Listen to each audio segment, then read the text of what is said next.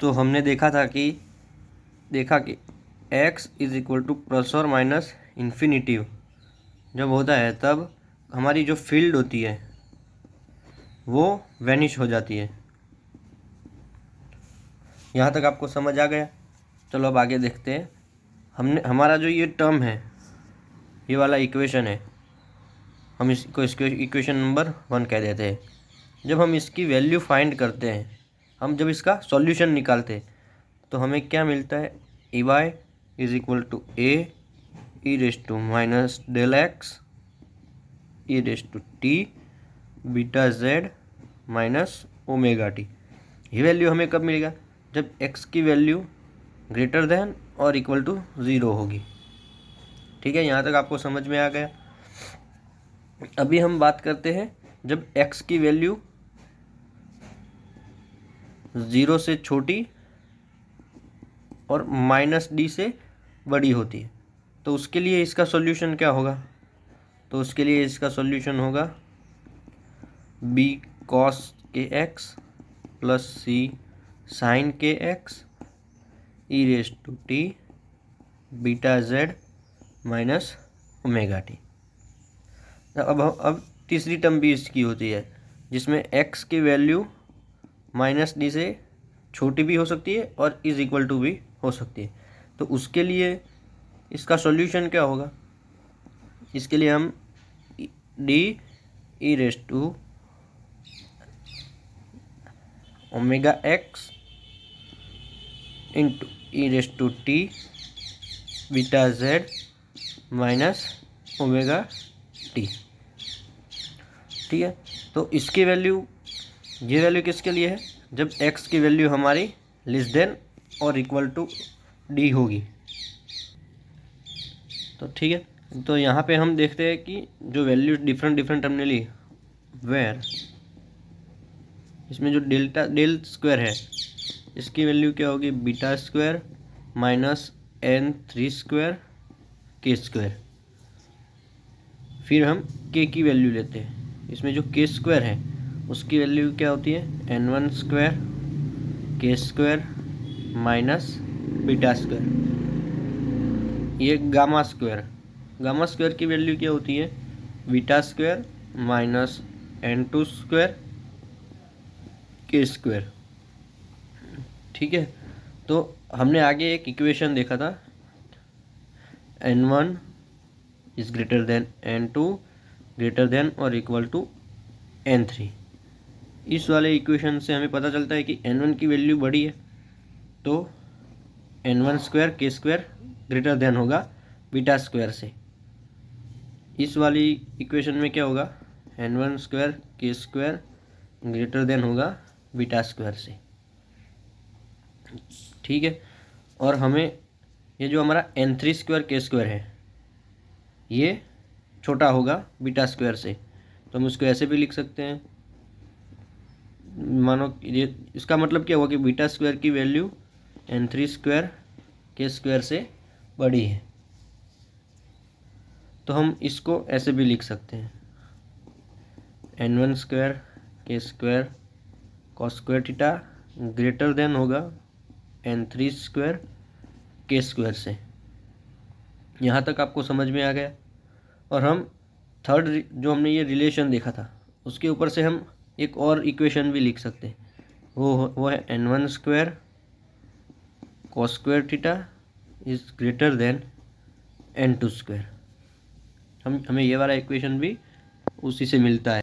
तो हम ये सब इक्वेशन से हम ये कह सकते हैं कि कंडीशन जो होती है इंटरनल रिफ्लेक्शन की वो दोनों बाउंड्रीज के लिए सेटिस्फाइड होती है। तो चलिए इसको हम उसको लिख सकते हैं 10 the conditions for internal reflection at the two boundaries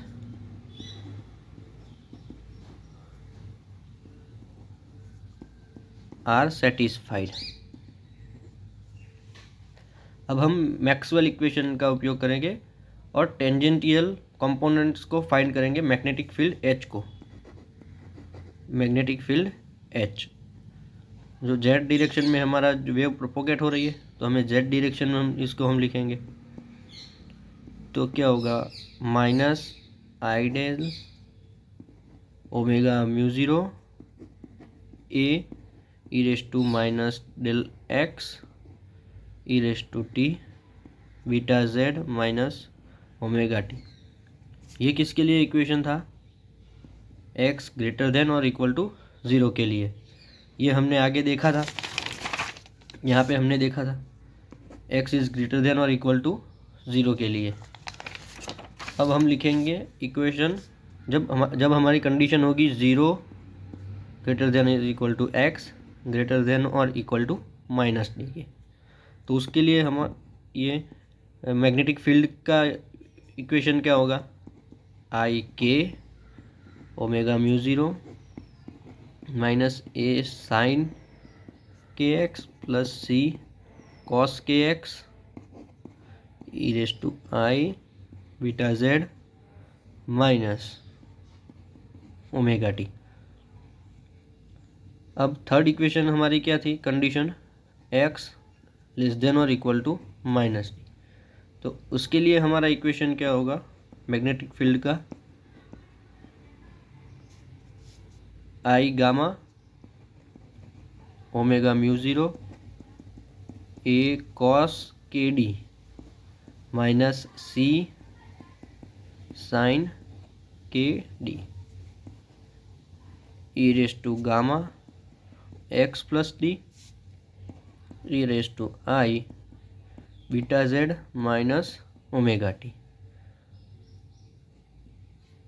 तो ये इक्वेशन हमारा किस कंडीशन के लिए, x is equal to less than और इक्वल टू माइनस डी के लिए। तो इससे हम ये भी कह सकते हैं कि जो मैग्नेटिक फील्ड है h वो बाउंड्री कंडीशन को सेटिस्फाई करती है। और हम एक एग्जांपल लेके आगे समझेंगे कि हमारा जो मैग्नेटिक फील्ड रहती है एच टी वो कंटिन्यूअस होती है किस वैल्यू के लिए, x is equal to 0 and x is equal to minus D के लिए।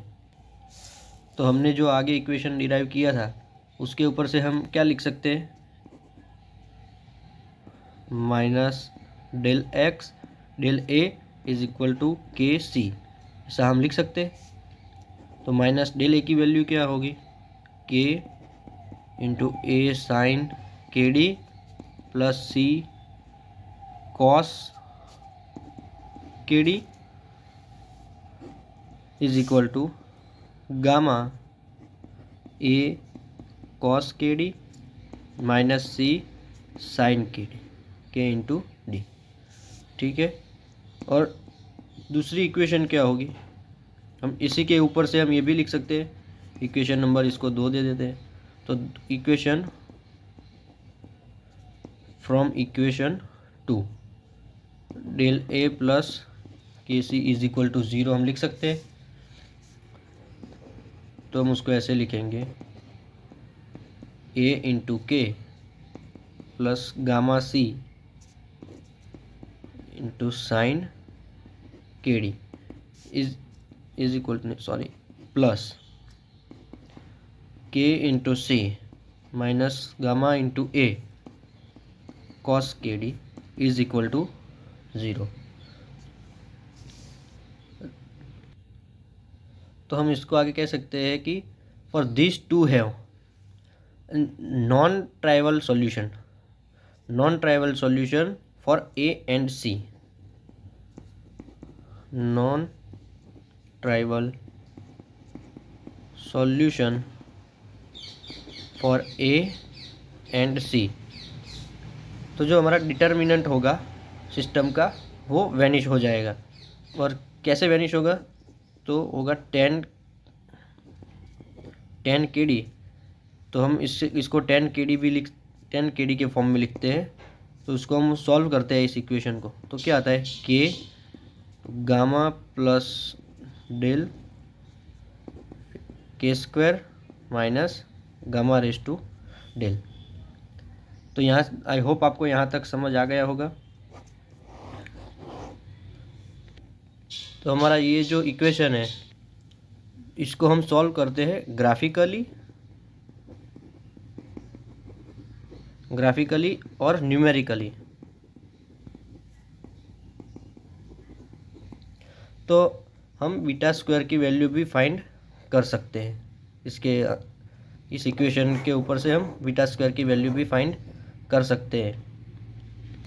जो हमें एंगल की वैल्यू देगा, जो हमारा एंगल थीटा था, तो वो हमें थीटा की वैल्यू देगा। And with the energy must be coupled into the guide. ठीक है, तो जो हमारी एनर्जी होगी वो भी कपल्ड हो जाएगी, 2 टाइम्स हो जाएगी। और इफ़ ओमेगा इज इक्वल, यदि हम कहते हैं कि if gamma is equal to 0 है, तो there is a loss of total internal reflection at the lower boundary. तो हमारी जो लोअर बाउंड्री होती है, हमने ये जो लिया था, ये क्या था, N2 N1 एंड N3। तो हमारी जो लोअर बाउंड्री है उसमें एनर्जी लॉस हो, तो उसमें क्या होगा, एनर्जी लॉस होगा बाउंड्री में। और जो मोड था हमारा, will no longer be guided.